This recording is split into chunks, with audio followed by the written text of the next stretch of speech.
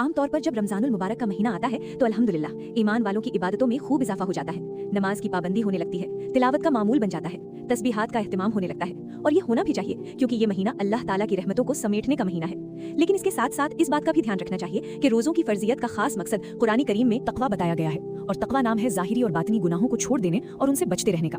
यानी जहाँ रमजानुल मुबारक में हम अपनी इबादतें बढ़ा देते हैं, वहीं हमें अपनी जिंदगी में मौजूद ज़ाहिरी और बातिनी गुनाहों को छोड़ने की तरफ भी खास तौर पर तवज्जो देने की जरूरत है। क्योंकि रमजानुल मुबारक का असल मकसद यही है, जितना हो सके हम अभी से गुनाहों को छोड़ दें। जो गुनाह नहीं छूट रहा हो उसका इलाज अपने शेख से मालूम कर ले और जितना हो सके खुले और छुपे हुए तमाम गुनाहों से सच्ची तौबा की नियत से रोजाना चलते फिरते इस्तिग़फ़ार की खूब कसरत करें। वरना ऐसा ना हो कि हम तकवा हासिल करने यानी गुनाहों को छोड़ने और उनसे बचने की तरफ तो बिल्कुल ध्यान न दें और हमारी इबादतें बढ़ती चली जाएं, जिसके नतीजे में हमारे गुनाहों में पुख्तगी पैदा हो जाए।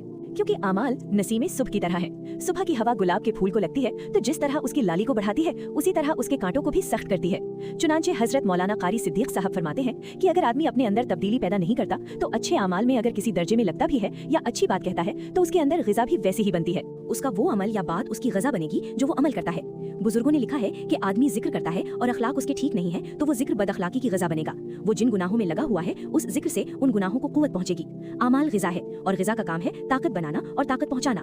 गुनाह करता है तो उसके अमाल से गुनाह के अंदर और ज्यादा ताकत पैदा होगी और अच्छा अमल करता है तो उस अमल के अंदर ताकत पैदा होगी। अपने बातिनी गुनाह की तरफ तवज्जो किए बगैर शैतान ने सालों इबादत की जिससे उसके अंदर छुपे हुए गुनाह यानी तकब्बुर को ताकत मिली। नतीजा ये हुआ कि उससे वो नाफरमानी सरजद हो गई जिसने उसे मलऊन बना दिया। इसलिए रमजान की तैयारी का ये बहुत अहम पहलू है कि अभी से गुनाहों को छोड़ देने और उनसे बचने की खास फिक्र करें। अल्लाह का हक जिम्मा बाकी हो जैसे नमाज, रोजे की कज़ा या पिछले सालों की ज़कात वगैरह, तो उसको थोड़ा थोड़ा करके अदा करना शुरू कर दें। बंदों का हक अदा करना बाकी हो तो अदा कर दें, ज्यादा हो तो थोड़ा थोड़ा करके अदा करना शुरू कर दें। और सारे गुनाहों से सच्ची तौबा की नियत से इस्तिग़फ़ार का खूब एहतमाम करें। पहले से करते हैं तो बढ़ा दें ताकि हम सब सही मायनों में रमजानुल मुबारक की रहमतों और बरकतों से अपने दामन भर सकें।